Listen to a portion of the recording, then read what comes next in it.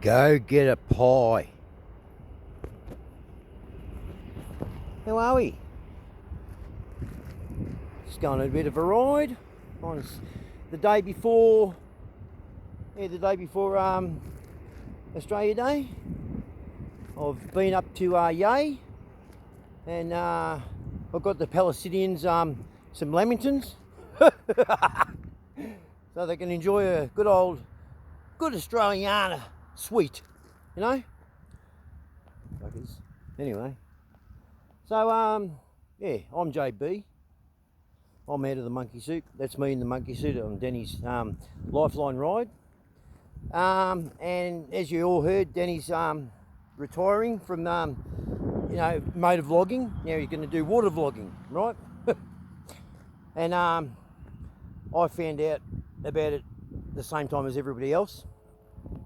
And I called him up and I said, mate, you can't end it, you can't. Then the rate, I've there's been a few of us, that have been there from day dot, with Danny on his ride, I've been collecting $20. Everyone knows that. So I put my hand up and announced that, I'll keep the ride going. Danny did, in my vlog where I did announce that I'd be taking the ride, I'm going to take the ride on. Danny did endorse it by saying you're a good man in the comments on my channel, which is JB's Go Get a Pie Show, right? And I just want to make it clear the reasons why I'm taking it. It's not for the subscribers, no, and they'll come, maybe. It's not for the, for any tickets or anything like that. Nothing like that at all, What it's for is, it's not even about the raising of money for me, which is, that's the thing of it. But I think the most important part about that ride that we all know, but we just don't talk about it, which is good, is pretty much 95%, or maybe 97% of people that turn up on that ride in some way have been affected by suicide. And not just on men, it's across the board, women as well. And I look at it like this, where it's very rare to get that many people in one space without anyone going, oh, yeah, this ride's a bit, that's suicide. And you don't hear that on this ride. No one, that everyone knows, and yet everyone's so happy, right? And calm. There's a lot, you can feel it in the air. There's a lot of emotion and that there. And people do, I'm running around in the gorilla suit. I'm the one who, you give $20, but the hug's for free.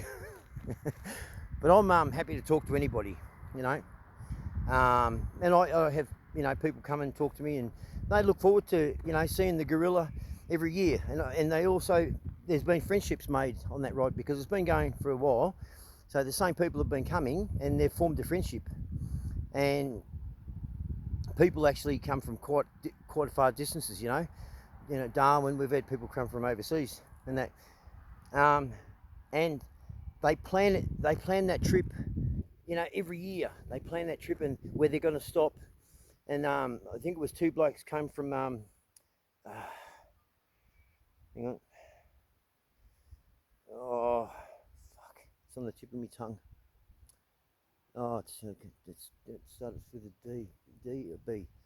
Bundaberg, right? Yeah. Two blokes come from Bundaberg. And as he said we came down through the non-tourist roads.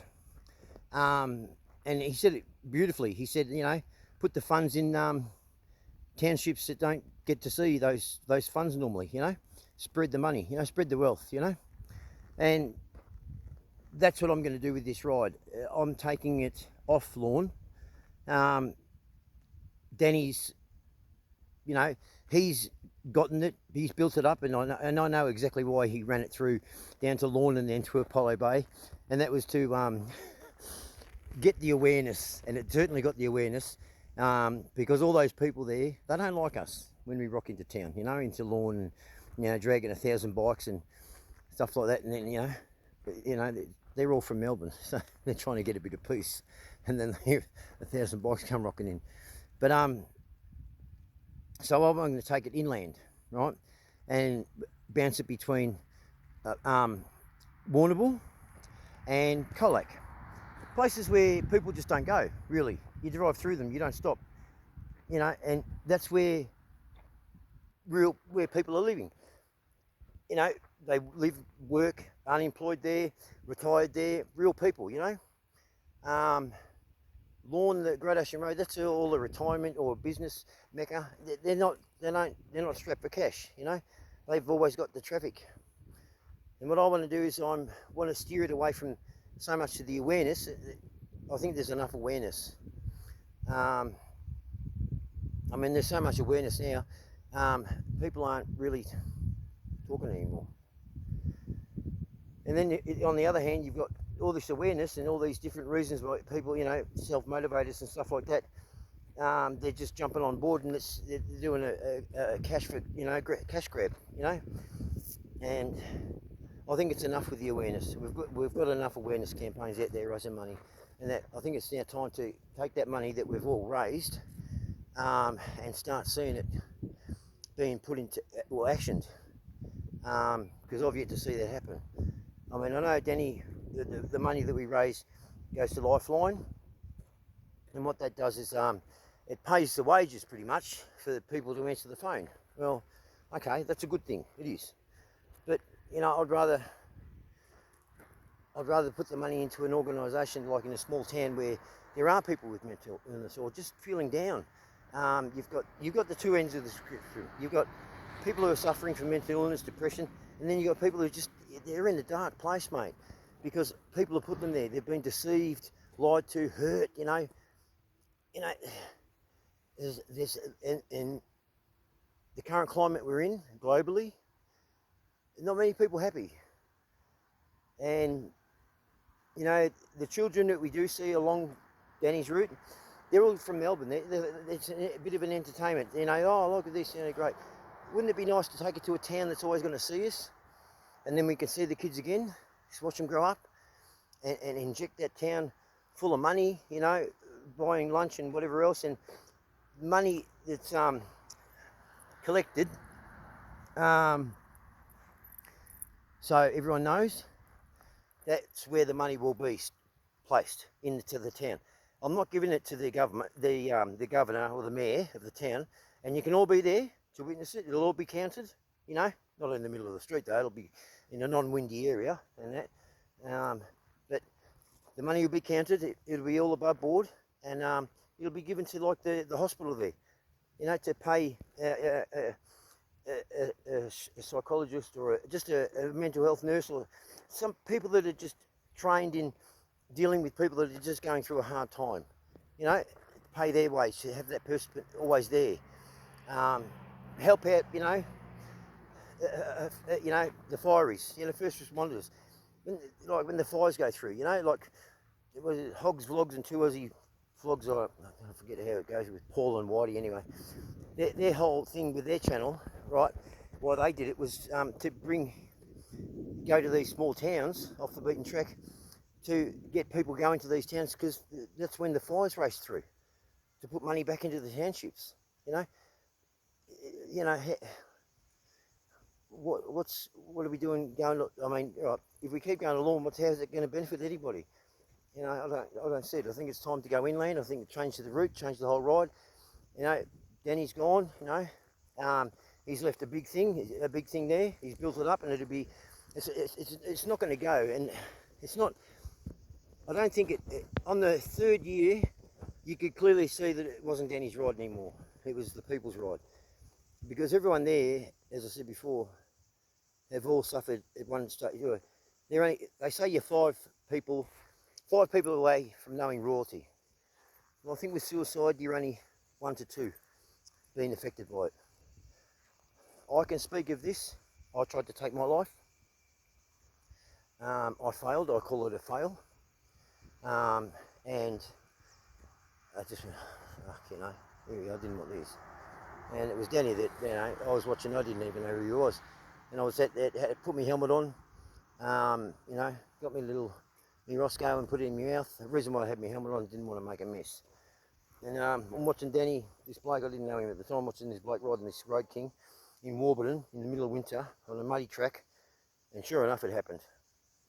He went into the ditch, up the embankment, and put the bike upside down, and oil was leaking at the headlight. And right at that point, I couldn't help myself. I just went like that, and that right. The finger was committed, and I was like, hey, I blew out my tooth, my teeth.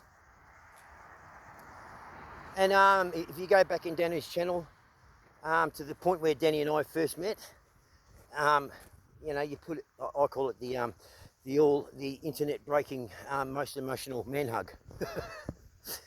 It was a good moment, that, and that was thanks to Colin at Geelong Harley, because Colin wanted to know my story. How did I come across the shop? And of course I told him what I did, and he was, you know, he got more than, put it this way, he got more than just a ham and cheese sandwich, mate. He got one with a lot, right.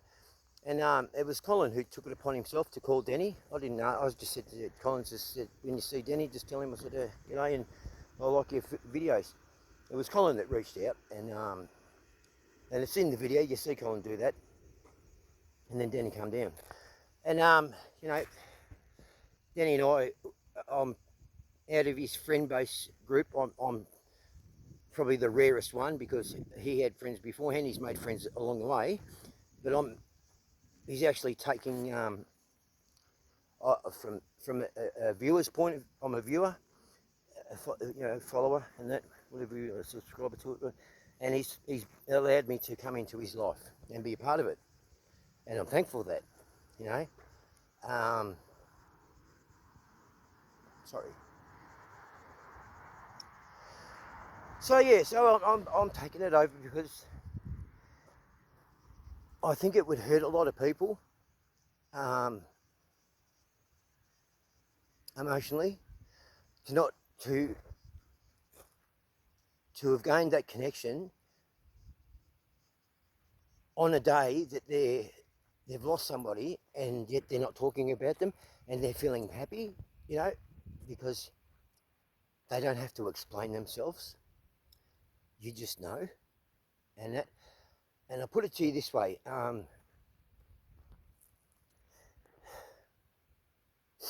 there's a lot of people that's in the dark side, you know, depressed, or they've been hurt and stuff like that. And when that happens, and even mental illness, you know, you think you're on your own. You don't think anyone understands what you're going through, and it's true, you do. But when you find someone that's actually either got your diagnosis, or someone else is going through a real hard time, and it's similar to what you're going through, you know what? Those two people immediately, it's like, you're not talking about it, but there is someone out there.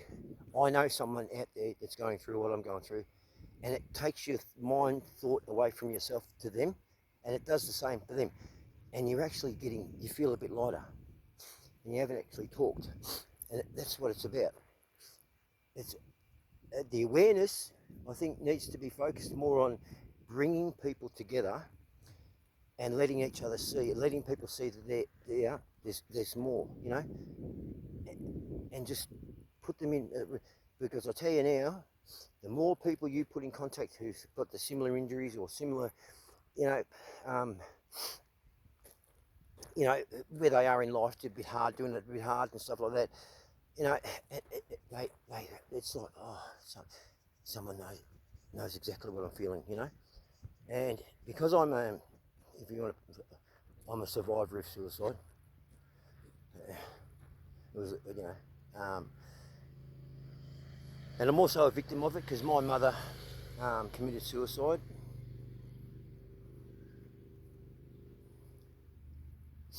it's nice to be in around that many people that come to support a cause, and no one says that word.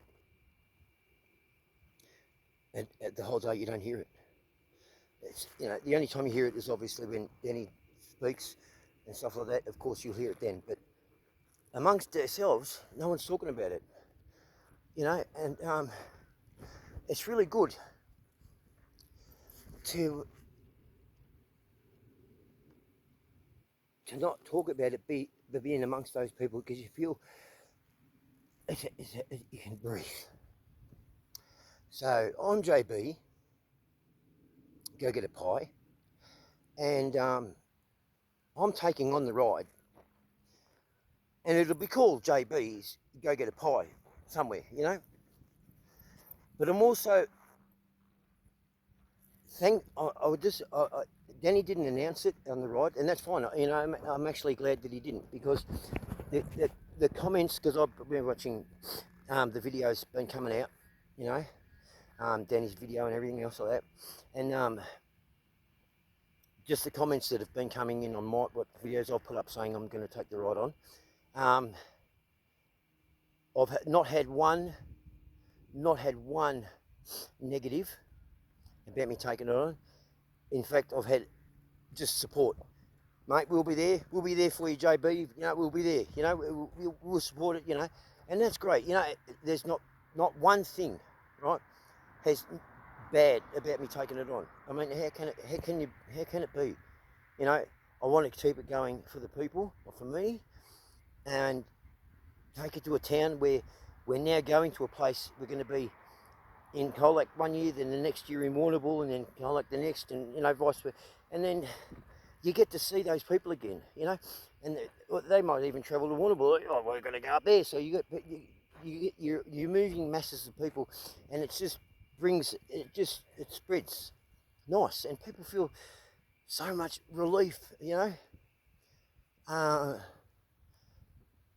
You know, to know that there's a lot of people, and there's a lot of people that come on that ride, and when people like in small towns, see that many people come together, and you've got someone in that town feeling a bit down, and then they come over and they start talking, you know, and then, you know, they don't have to, you work people out.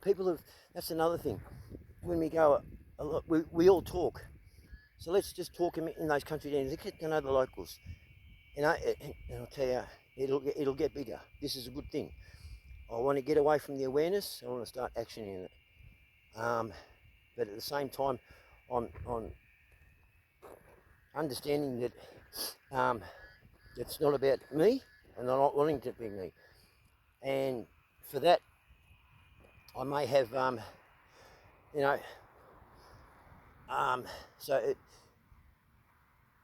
there might be additional, you know, people there to involved in the ride.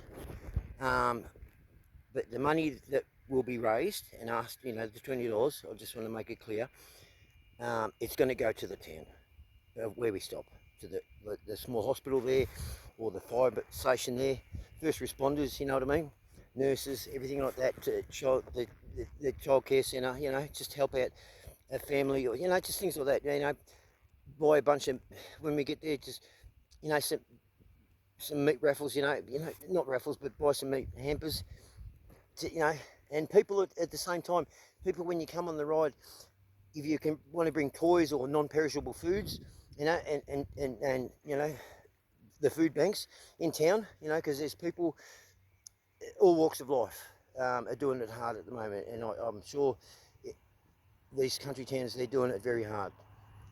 They don't have the traffic flow like we do close to the city, and yeah, and it opens up another avenue where we can, you know, take food, non-perishable food, and put it in the food banks for the local, you know, Salvation Army, or the food bank up there, where these people can go and get, you know, food for free, you know, because it's been donated. Even money, if you might want to donate to them as well, you know. So that's what we're doing, you know.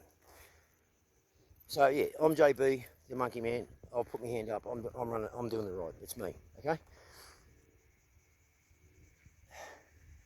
Just want to say this out there too. I've led a very interesting life, very colourful. I don't claim to be anything of a professional, but I've seen a lot, and I've definitely experienced a lot, and heard it, lived it, the whole lot, a lot. And I don't think there'd be really anything out there that I haven't touched on. And I'm definitely, if I don't know, I'll tell you what I don't know. There's not a lot out there I don't know. In devastation, and sadness, and just all of that. And what I'm getting at is this, and this was pointed out to me by a friend of mine, Steve, who got to know me through my channel, and that he's involved in the bike club, and he asked me, he said, "Oh, look at, we've got a member down there. He's, I'd like you to come down and talk to him, I said, "Oh yeah." I didn't know, I'd never seen this member, but I didn't realise that this member, I was already talking to him, but I'd never seen his face, right? He subscribed to my channel. Anyway, so, and he's, I won't say his name, but anyway, so Steve asked me to come down, and I went down there. And I'm sitting there in the middle of the blokes, and I said, "Where's the guy's not here yet?" And this guy comes walking in. I've never seen this bloke, I don't know who it is, but just the way he walked in, I just went, "Oh, something's wrong with this bloke." I could see it, I could feel it, And I said to Steve, "Who's that?" And he's gone, "No, that's the guy I want you to see." Right, okay. So I went over to him, I sat down with him, I introduced myself and everything else like that. And he didn't actually say that he follows me, He said he'd send me clips. That's fine, because he didn't say his left comments. Right? And we're talking and that. And he had a bit on there. Now this isn't mental health, this is just, there's a lot of people out there that are stuck, They've been deceived at an age where it's a bit hard to get going, well they can't. And it's by a loved one, a family member, whatever, and there's a lot, it's male and female too, they're just stuck. And they can't move, they're just stuck, and you think no one understands. It's a bit like where I am at the moment, that's what did me, And anyway, we're talking and stuff, and I said to him, "Listen, I'm going overseas." I said, and I'd have, I'd like to spend more time with you, but he knew I was going overseas too, and that with the Bobhead Boys to Sturgis. And I wasn't aware that Steve had given him my Facebook thing. So I go home, and I know this bloke Greg, and I'm reading this message in the comments, and I'm reading the Facebook thing, right? And within the matter of like 4 hours it was, I've read these messages, and I'm like, and one of the messages goes, "Thanks JB for catching up with me tonight." He said, I was worried I would have done something silly. And then I realised, that's it, like this. So I've called Steve, and I said to him, "Steve, mate, you might, he's just left this message." And Steve goes, and I said, "Mate, it's not a joke." And no one took it as a joke either, right? Anyway, Steve said straight out, he said, "That's why I asked you to come down." He said, "I don't see it." And that's the thing, people. If you haven't thought it, believe me, I'd never thought suicide in my life. I thought it was weak to do such a thing. That's why when it hit me and I survived it, as much as I want to,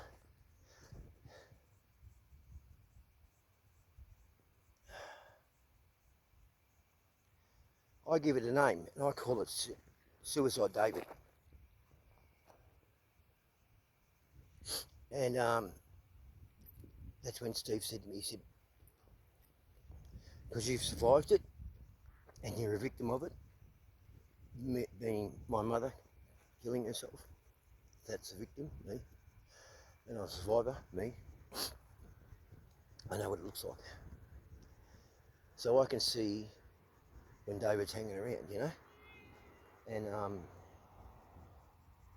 Steve did it again with someone else. He wanted me to meet someone else, and yep, same thing. And then there's a couple, Ash and Jamie from Shepparton. Jamie was having a real hard time, you know? And not mental health, it's really traumatic stuff, you know? And he was desperate, mate, you know? Anyway, now, I'm very humorous, and I think if you are dealing with someone who's right in front of you, or they're wanting to not be here anymore, I don't think there's anything wrong you can say that's not encouraging them to do it, but you're cracking jokes. Why not? That's the idea. You got a light in the air. Crack a fucking joke. Well, I'll give you Jamie's situation, and this is where I know I got him to laugh, right? I got him to laugh. And but so this is what happened. So I met Jamie, and sorry, met Jamie. Anyway, he was, as I said, and I met him and everything, and I said that I was going to call him, and I was going to call him on that day, but it wasn't. I said I would call in later in the afternoon. Well, Jamie's got a bit anxious, and anyway, he ended up calling Geelong Harley. So Colin gave him my number, which is fine, and Colin said, you know, not want to ring him now, it didn't sound too good. I said, well, I was always going to call him, but he knew I was going to call him in the afternoon, but I'll give him a call now, Colin, no worries. So I called up Jamie, and I said, and I could just hear it on the phone, mate. He said, oh, JB, mate, you know, and just said, oh, yeah, just calm down. I will tell you a bit about Jamie, right? He's a good person, and I know he won't mind me. Because if I don't speak about what I've done, what I've helped them do, that's who we're calling here, what I've helped them do, you're not going to get a grip of what I'm saying. So anyway, how I can read people. I mean, my job's been, my whole life I've been protecting people, looking after people, saving people, whatever, you know, that's security. I've been overseas, you know, I've seen a bit. And I said, Jamie, I said, listen, I don't want any bullshit, okay? You understand? Right? I said, what are you drinking? And he goes, vodka, you know. I said, okay. I said, well, you're mixing it yourself? And he goes, yeah. I said, all right, what I want you to do, I said, I want you to stop mixing it yourself. I want you to buy it pre-mixed. That way, you at least he's getting equal measured dosages. Because if you're mixing it yourself and you're depressed, you know, one drink's stronger than the other, and more than likely, each pour is getting stronger. And I said, I want you to buy a 6-pack. I'm not telling you to stop drinking. I want you to wind it up, like slowly, right? And I said, and I know you're smoking dope too. What about you smoking bongs? No, joint. I said, okay, fine, good, it's okay. I said, what I want you to do is just, if you can put a separation between the alcohol and the dope, put as much space between the two, you know? So, and I said, no, I don't want you having, you know, 3 hours before you go to bed, 3 hours at least, minimum 3 hours, more if you can. That's when you have your last joint. Don't go to bed same because you wake up shit. Right, your last drink, I want that to be, your last drink is 2 hours before bed. All right, and they're premixed, and he did it. Anyway, but he quit his job, that's just the thing, right? He quit his job. And I said, why did you just quit your job for? And now, this is the funny side. This bloke found his mate's son who drowned up in Shepparton. He found his mate's son. And this is where, it's not funny, but you got to look at it. If this is a Monty Python sketch, it's fucking hilarious, right? So Jamie was a grave digger, and I didn't know that at the time. But when he's telling me, and he's in this state, this is when I found out about it. I'm taking this in. I'm just like going, oh, you know, it's just it's shocking, but it's that shocking. It's funny, you know. As well as his partner was got poisoned by gas levels and went into a coma and everything. Ash, which she had. Hang on, it's going to come to me. Oh, fuck. Where they? Hang on. It's going to come to me. Let me just think. So anyway, she has convulsions, right? Okay, I know the word's right there. I know one of you is going to put it in the comment, and anyway, so and she never had one, but after the coma and being poisoned with the gas and that,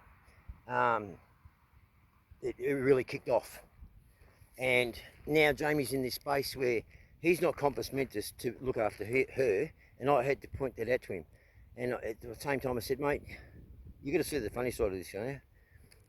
You work in a grave, you're digging the thing, and all of this, and you're. I said, all right, your depression, mental illness, and being in a dark place, it is not a physical thing. It's your mind, okay? But it can build up to a point where it can be debilitating, and I know this firsthand. But in regards to Ash and her convulsions, that is a real physical thing. And I said to him, mate, you got to get a hold of yourself, yeah? Because Ash is worrying about you not being there for her when she has one of these fits, okay? And she's dropping, she's hurting herself. You're not there. Now, it's giving me a bit of a touch, you know, touching the ass, you know, right? No finger, right? And it woke him up, and I said, mate, she's worrying about you that much. You're not to blame, but it's a bad circle. You're gonna break it somewhere.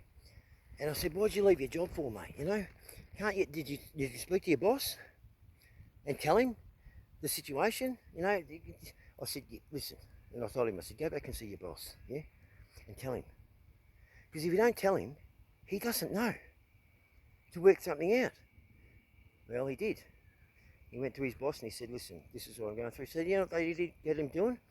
They got him doing the lawns, mowing the lawns, not digging the graves or filling them in anymore.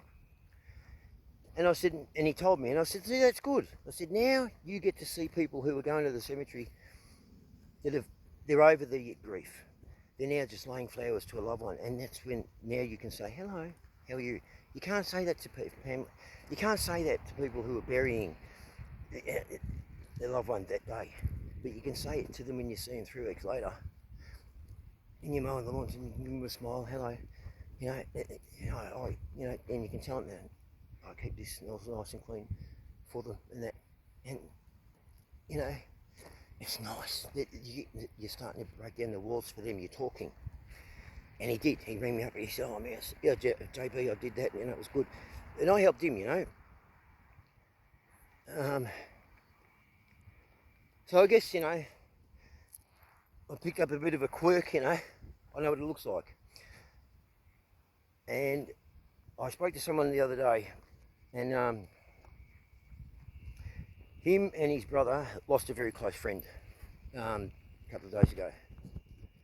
And I went, oh, mate, sorry, you know. And I will say this. A lot of people, non-sufferers, like, if you've never thought about suicide, you know, you've never really been put under that weight where it's debilitating and to the point where your life is just shambles. You know, to kick this off, I never took drugs. Yeah, I took steroids, but when I hit this wall, when this happened, I jumped onto the ice. But I didn't take it with a group situation. I took it as just self-medicating. I went back home, and I was at my garage. So I wasn't these ice junkies, okay, running around, right? I went home. I was safe in my garage. I controlled that space. Whatever came into the garage broken, it went out fixed. And I was still actively, you know, Yep, the only way you knew is I was losing weight. You know, you could see that. Believe me, I'm not saying that was the right thing to do, but you know what, it was what I thought was right, and it worked for me. You know, you could even say it was wrong for me, but I'm here, and I was scaring the internet for someone who was going through what I was going through, and you think you find someone and you go, oh, but I'm the person who goes, no, hang on, I want to dig for it, and they're real bullshit. They're talking shit. So I thought, there's no one out there. Oh, it's going to look like it doesn't have to be me. So that's why I started my channel. I told my story, and believe me, it wasn't easy, because I'm the type of person that I had to fight myself to get that out. And since then, all my subscribers, and I don't have many, but I can tell you now, my subscribers, I love every one of my subscribers, and I've got a few women there too. Thank you. Right, go girl power. Yes, you know, Desi and Tassie and Julie in America. Right, and you know, got another woman who just, she pops up down again and just says, JB, you are a funny fucker. You know, and that, you know, and the way my channel works is my subscribers have gotten to know each other, and they actually talk amongst each other in the comments, and it's grouse, you know, there's Paul and everything, and so that's what the day is about. That's what I mean, to bring that together, bring that society, a group of people together. We're not talking about it, we're just in company. And when you're in company with people who have been through, or they're about to go through what you've been through, it makes their road a bit easier. To know that there's a lot, you're going to be scarred. And as I put it in one video, scars, there's good and bad scars. What determines the good and bad scars is how people come to you after you've been hurt. And what I want is people to go to people, because you won't see it here, but see that, I mean, thumb there, that's a bad scar. I did that when I was 4. I fell out of a tree. I landed on a broken milk bottle with my grandmother, and my grandmother and I, we walked 5 kilometres to the doctor's surgery on a Saturday, and you know, 4-year-old, big deep gush, and that scar really, even now you can feel it. You know, so that's a bad scar. To grow with it, scars don't stretch. You know, they don't stretch. So that's when young children get born burnt. People don't actually know what goes on after that. If they've been burnt, you know, 3%, or 30%, 40% of their body, whatever they've been burnt, and they're young, they're pretty much going in every 3 to 6 months to get their scars slashed. So they stretch. And that's a painful freezer, and that goes on until their adulthood, until they stop growing. And I've got numerous scars because of bike accident and other things, you know. And I've got a scar here. Beautiful, you can't even see it. That's because the surgeon did it, and it was done right. And it doesn't affect me. This one affects me. And that's what I want stopped. That's why I want the right to keep going.